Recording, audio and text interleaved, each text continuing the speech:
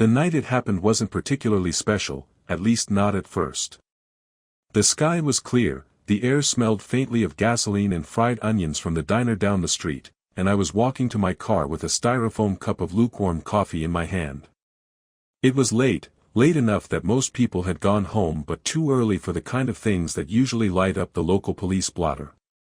Just me, a handful of flickering street lamps, and the parking lot that always looked like it wanted to be repaved but had given up on the idea years ago. I wasn't expecting cosmic events. My greatest expectation was maybe, if I drove fast enough, the coffee would still taste like coffee by the time I got home. Then the sky tore open. Not metaphorically, not like a shooting star or a plane overhead. It actually split. A line of electric blue cracked across the stars as if someone had taken a glass cutter to the universe. My coffee stopped mattering immediately, though I did take a sip because if I was hallucinating, I wanted the hallucination to know I was prepared for it.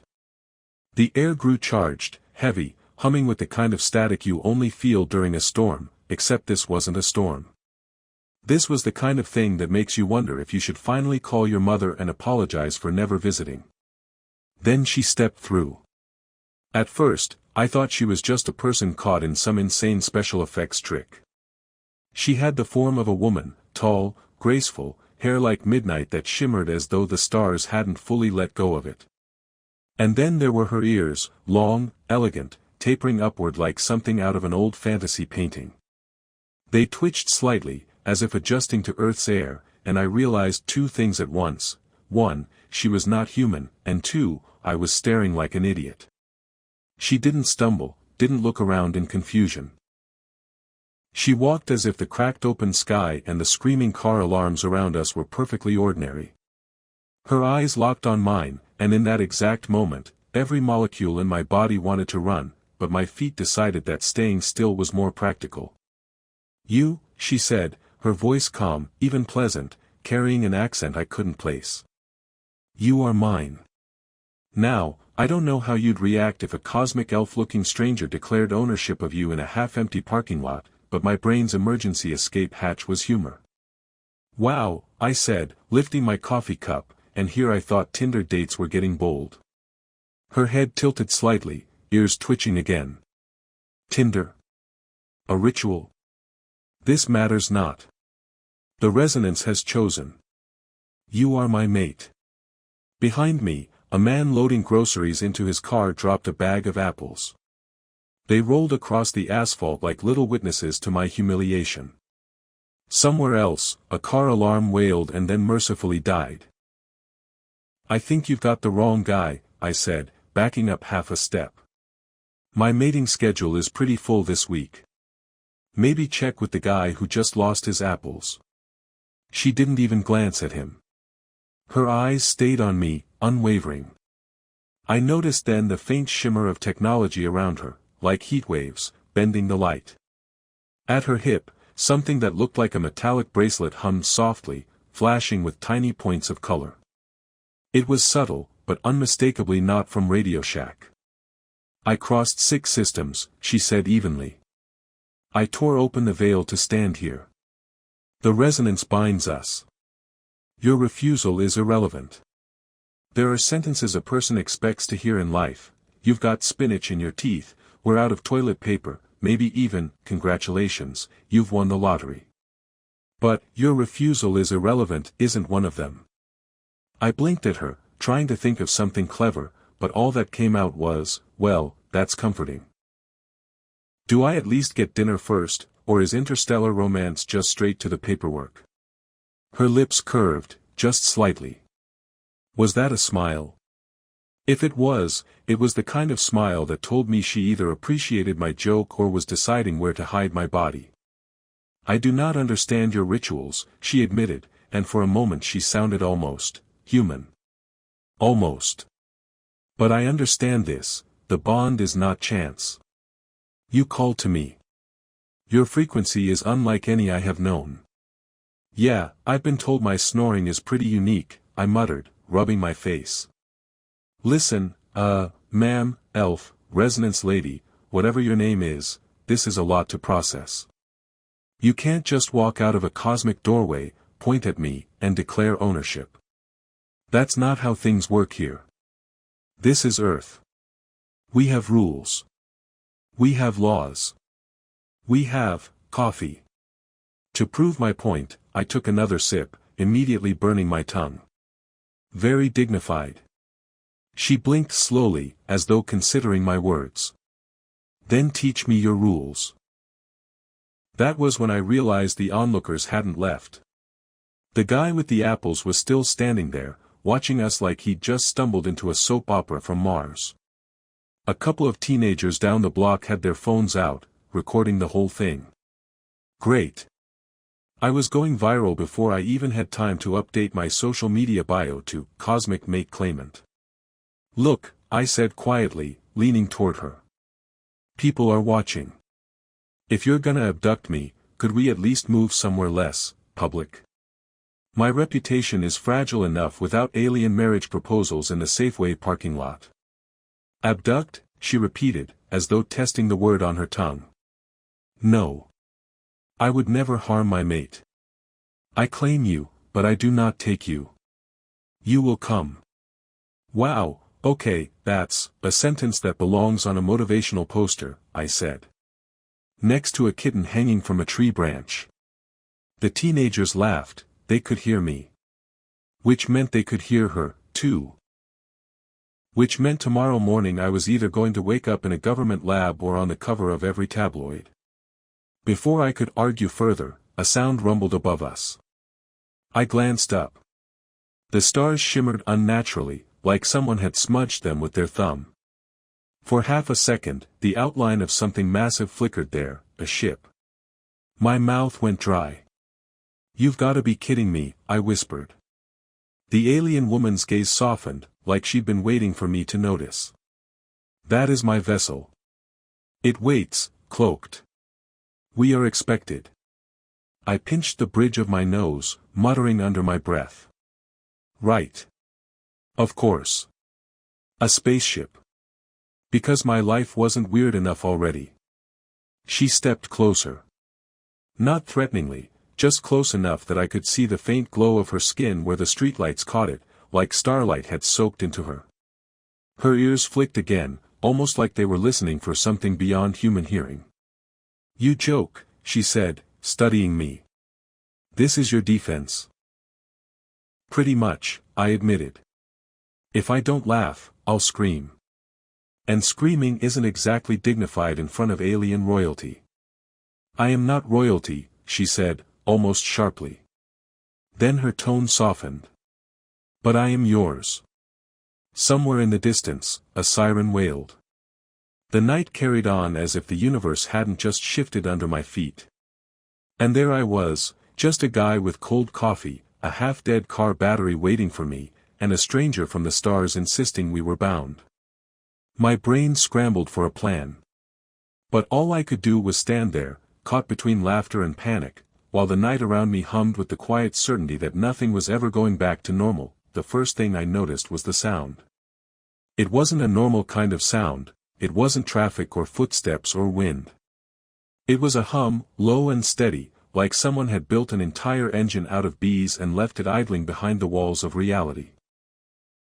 At first I thought it was in my head, one of those annoying tones you get when your ears ring for no reason. But when the lights in my apartment flickered and the glass of water on the table started rippling like a Jurassic Park parody, I realized this wasn't tinnitus. This was someone else's problem leaking into my living room. I was still in sweatpants. That was the part that annoyed me most. If I was about to be abducted by cosmic beings or probed or transformed into an interstellar meme, I would have liked to at least be wearing jeans. But no, sweatpants and a ketchup stain on my shirt, that's what I was going to be remembered in. The hum deepened, the air thickened, and then a circle of light unfolded in the middle of my carpet. It wasn't like the sky tearing open this time, it was more polite. As though the universe had decided to install a door where I absolutely hadn't ordered one. Out of the light stepped her. The same alien woman, calm as ever, as if popping unannounced into apartments was the sort of thing one did after brushing their teeth. She looked at me, ears twitching delicately, and spoke in that same steady voice. You resist still. I nearly dropped my water. Resist? Lady, I'm trying to resist the urge to scream like a toddler in a haunted house. And also, maybe, the urge to call pest control because you just tracked interdimensional footprints onto my rug. She glanced down at the carpet as if she'd never noticed it before. Then she crouched, touched it, and blinked at the soft fabric. This is ground covering. You grow this? It's called a rug, I said, rubbing my forehead. And unless you're here to discuss interior design, could you please explain why my apartment now comes with a built-in wormhole? Her gaze sharpened, but not in anger, more like curiosity. Because you continue to deny resonance. You seek escape in jest. But your frequency does not lie. My frequency, I repeated. Right. I forgot to cancel my subscription to Cosmic Soulmates monthly. Totally slipped my mind.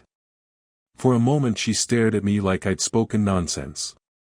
Then, in the most unsettling way possible, she almost smiled again. Your deflections are endearing. Endearing? No. Endearing is holding the door for someone. Endearing is baking cookies. This is, I gestured helplessly at the glowing circle still buzzing in my living room, breaking and entering on a galactic scale. The light pulsed behind her, faint waves of energy lapping at the edges of my bookshelves. I could see the spines bending, their titles warping into unreadable glyphs for half a second before snapping back. My heart thudded uncomfortably. You do not understand yet, she said. But you will. Classic cult recruiter line, I muttered. What's next, a pamphlet? At that, she raised her hand and a projection bloomed above her palm. A hologram, sharp and brilliant, rotating symbols and star maps hovering like a glowing jellyfish. It wasn't a pamphlet. It was worse.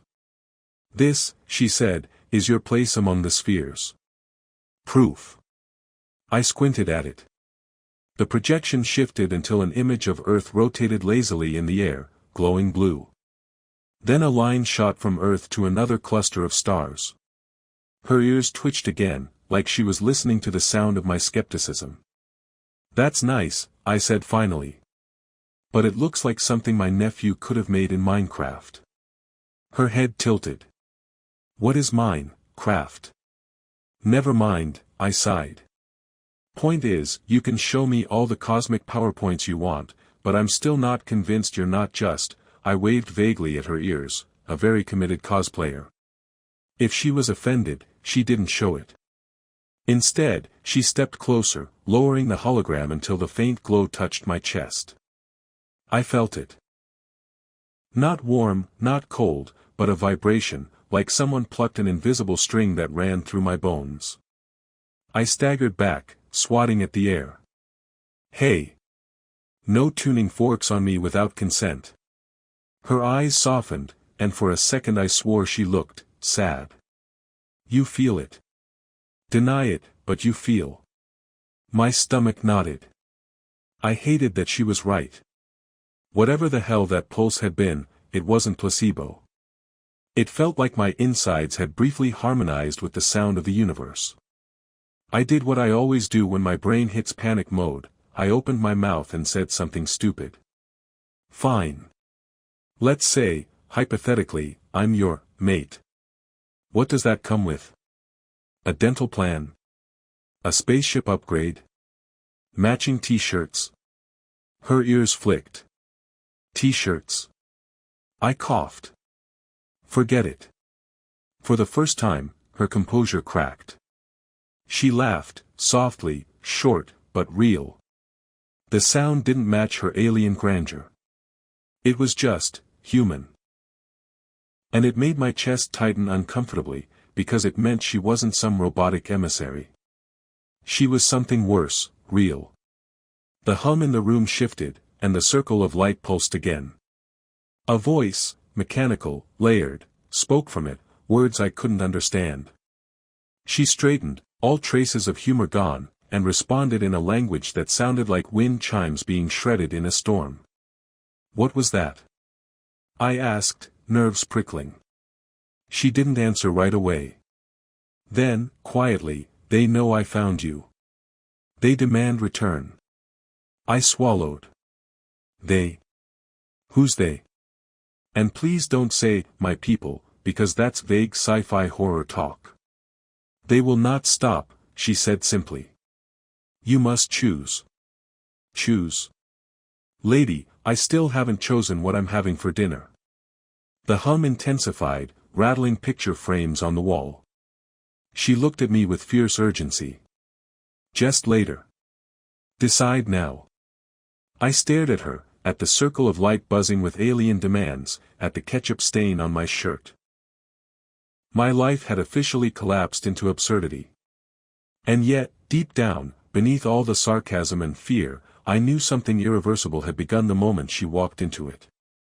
All right, I said finally, raising a hand. But if I'm choosing, I'm at least putting on jeans first. Her ears twitched again. This time, I swore she smiled. I've seen some weird things in my life. I once found a raccoon sitting on my car like it was the proud new owner of a Toyota Corolla. Another time, my neighbor convinced me to taste organic kombucha that smelled like battery acid and sadness. But none of that compared to the moment I opened my eyes and realized I wasn't in my bed anymore. The ceiling above me was not drywall. It was transparent, a wide dome curving over my head, filled with stars that looked too close, too sharp. They weren't twinkling either. They pulsed, like living creatures, throbbing with light. My heart did its best impression of a runaway drum solo. I sat up. The bed, or whatever it was, responded by reshaping itself beneath me, rising smoothly like memory foam designed by a species that never heard of IKEA. Around me stretched a room that hummed faintly, metallic but alive somehow, the walls glowing with a subtle bioluminescent sheen. Okay, I muttered. So. Either I'm dreaming, or I was kidnapped by Apple and this is their new iSleep 9000 prototype. You are awake, came her voice. I turned, and there she was, leaning casually against what might have been a control panel or a very advanced coffee machine. Her long ears twitched at my startled movement, and she regarded me with the same calm certainty that had haunted me since the night we met. You brought me here? I asked, swinging my legs off the bed. My toes met a floor that wasn't cold, wasn't warm, just correct, as if it had adjusted itself to my preferred temperature without asking. Which was unsettling in its own way. You would not come willingly, she said matter-of-factly. So I carried you while you slept. Carried me? My voice cracked embarrassingly. Lady, I'm not exactly lightweight. How? No, you know what, never mind. Of course alien women have gym memberships to wormholes and can bench press confused humans in their sleep. Her brow furrowed slightly. Gym. Forget it, I sighed. Just tell me where we are. She gestured gracefully toward the dome overhead. We orbit your planet. Cloaked. I stood, wobbling a little as the floor shifted subtly to balance me. So, you brought me onto your spaceship. Without asking. While I was asleep. Her ears flicked. Yes. I held up my hands. Do you realize how creepy that sounds? On Earth, that's called kidnapping. Kid-napping, she repeated carefully. Then your word is true. You were indeed napping when I carried you. I pinched the bridge of my nose. That's not, never mind. Look, you can't just. But then I saw it. Out beyond the transparent dome, Earth floated in the dark like a blue marble. My protests fizzled on my tongue. From up here, cities sparkled faintly across its surface like constellations turned upside down. Clouds curled in white ribbons. The sight was so breathtaking it punched the sarcasm clean out of me. Wow, I whispered. That's, wow. She stepped beside me, her gaze softening as she followed mine. It is fragile, she said quietly. Your world. Beautiful, but fragile. For the first time, she didn't sound like someone quoting cosmic law or alien protocols. She sounded wistful. And for some reason, that unsettled me more than the whole space abduction thing. I swallowed, dragging my eyes away. So, what now? You've claimed me, dragged me into orbit, and proven you can redecorate my life without permission. What's the next step in this, whatever this is? Space honeymoon? Her lips curved just slightly. You still jest. It's either that or panic, I said, holding up my hands. And honestly, panic doesn't look good on me. Before she could reply, the walls around us shifted. Not physically, the glow in the panels rippled, and a figure shimmered into being in the middle of the room. A hologram, tall and angular, wearing armor that looked like shards of obsidian glued together by light. Its voice, when it spoke, was like gravel being poured through a synthesizer. You defy the council, it intoned. I jumped back. Okay, first of all, that's terrifying. Second, who invited Darth Gravel here? The alien woman straightened, her ears angling sharply back as though bracing for impact. I do not defy. I follow resonance. Resonance binds within the chosen, the hologram boomed. But not with an untested species. Release him. All eyes, hers, the hologram's, and mine, turned to me. Which was awkward, because the only thing I had to offer was a nervous shrug. Hi. I said. Look, I didn't sign up for intergalactic custody battles. Maybe you guys can work this out without me? The hologram flickered, a ripple of static passing through it. You are an anomaly. You will not endure. I pointed at it. Rude. The alien woman stepped closer, placing herself between me and the projection. Her voice was sharp, firm, but still carried that strange undercurrent of calm. He will endure. He is mine. The projection pulsed with disapproval. Then you both accept exile. The room went silent. My stomach dropped. Exile? That didn't sound like a weekend getaway. That sounded like the kind of thing where you don't come back. I said, raising a hand. Quick question. Exile to where? Please don't say space volcano. Neither of them answered. The hologram dissolved with a hiss, leaving behind only the soft hum of the ship. I turned to her slowly. Exile? You got us exiled. I didn't even agree to the, whatever this is, and now I'm exiled. Her expression softened, but there was steel beneath it. It was inevitable. Inevitable? Lady, the only thing inevitable in my life is laundry. This is cosmic divorce court and I didn't even get married. She tilted her head, considering me with that unnervingly calm gaze. You still do not understand. But you will. Yeah, well, hopefully I understand before we get space evicted, I muttered. The floor shifted again, this time with a jolt, and I stumbled. Outside the dome, Earth rotated slowly, already drifting farther away. I stared, heart pounding. You're really doing this. You're taking me away. Her ears twitched gently. Not away. Forward. I sat back down on the bed, head in my hands. Great. Kidnapped, exiled, and lectured in cosmic semantics. Just what I needed this week.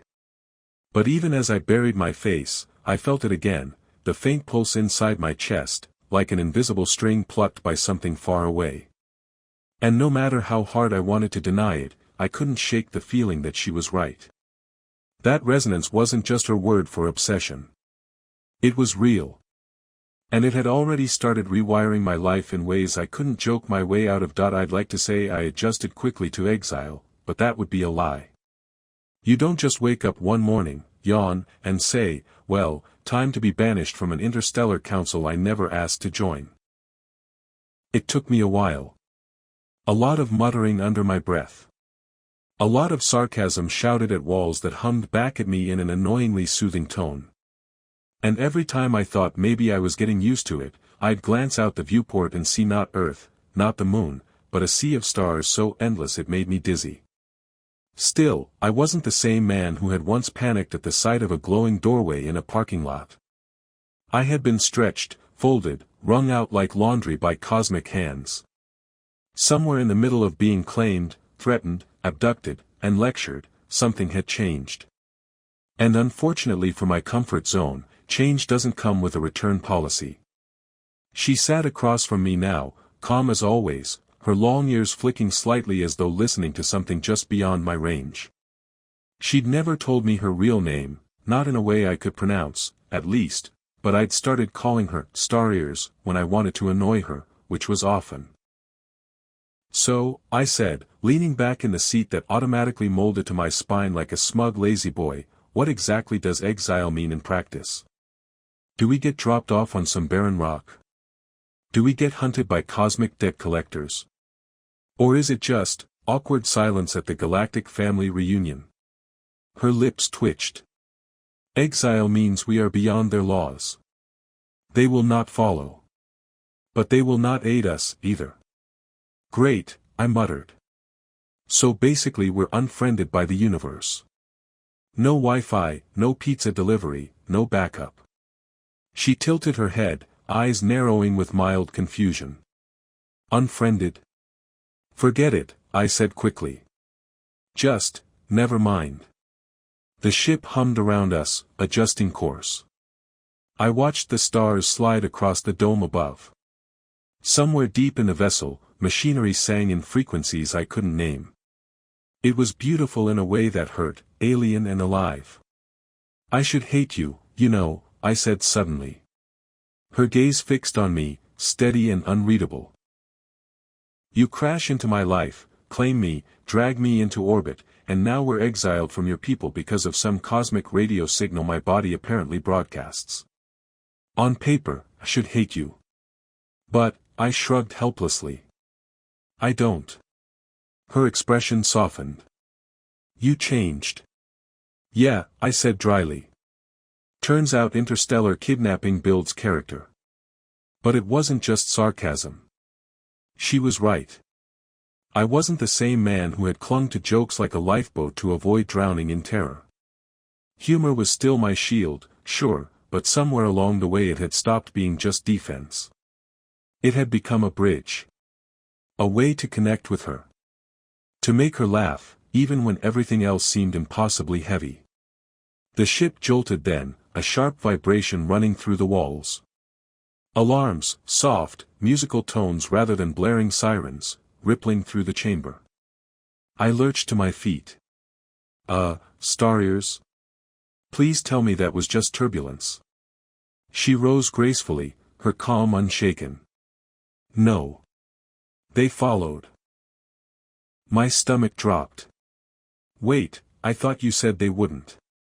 They should not, she admitted, eyes narrowing as she touched the control panel. Unless another faction interfered. Fantastic, I muttered, stumbling to the viewport. Outside, the stars distorted. Something vast slipped into view, a ship shaped like a blade of obsidian, glowing with threads of red light. My knees went weak. Oh no. Nope. Absolutely not. That thing looks like it eats planets for breakfast. She didn't flinch. It is a warship. Old. Dangerous. Cool, I said, voice cracking. And what are we flying? The interstellar equivalent of a Prius? Her ears flicked with faint amusement. My vessel is faster. Smarter. But not stronger. Faster and smarter doesn't help if the other guy decides to barbecue us. I snapped. She turned to me then, completely calm. Your humor returns. That is good. We will need it. Lady, jokes aren't shields. I protested. They are, she said softly. They are yours. The ship shuddered again as the warship fired something across the void, a beam of crimson light that sliced past us, grazing the edge of the dome.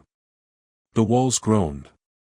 I stumbled and nearly face-planted, catching myself on the reshaping floor. "You said your people wouldn't follow," I shouted. "They should not," she repeated grimly. "This is not council law. This is sabotage." I laughed, loud and shaky. "Oh, good. Intergalactic sabotage. Just what I wanted. Can we go back to pizza and sweatpants, please?" But even as fear gnawed at me, I realized something else. I wasn't frozen anymore. I wasn't waiting for someone else to take the wheel. I was part of this now, whether I wanted to be or not. And if we were going down, I'd be damned if I didn't go down swinging. "Okay," I said, trying to steady my voice. "What do we do?" Her eyes met mine, steady and bright with something like trust. "We run. And when they catch us, we fight." "Cool, cool," I said again, heart hammering. "Just making sure, you do know humans aren't exactly famous for their laser gun skills, right?" Her lips curved faintly. "Then be famous for something else." The next few hours blurred into chaos. The ship twisted and darted through space, dodging crimson fire like a dancer slipping between blades. I clung to whatever I could, yelling suggestions like, "Try zigzagging," and "Have you considered turning it off and on again?" She ignored me, focused entirely on keeping us alive. And then, in the middle of it all, laughter bubbled out of me. Hysterical, maybe, but real. Because this was my life now, banished, hunted, hurtling through the cosmos with an alien woman who insisted we were bound by resonance. And somehow, impossibly, I wasn't just surviving it. I was living it. Eventually, we shook them. The warship faded into the distance, its weapons too slow to keep up. Silence settled over the vessel, broken only by the hum of the walls. I collapsed back onto the reshaping bed, gasping. She stood nearby, watching me with an expression I couldn't quite name. Relief, maybe. Or pride. "You endure," she said softly. I wiped sweat from my forehead. "Barely. But hey, endurance is endurance." She stepped closer, her voice quiet. "They will not stop. But neither will we." For once, I didn't joke. I met her gaze and nodded. "Then we don't stop." Something shifted between us then, not resonance, not cosmic law, not council decrees. Just, us. Two people, ridiculous and stubborn, deciding to face the universe together. Later, when I finally slept, I dreamed of Earth, not as something I'd lost, but as something I carried with me. And when I woke, I realized I'd stopped thinking of myself as kidnapped. I wasn't a prisoner anymore. I was a partner. Not because she claimed me. But because I chose her, too. And somehow, impossibly, that made exile feel less like an ending, and more like the beginning of everything.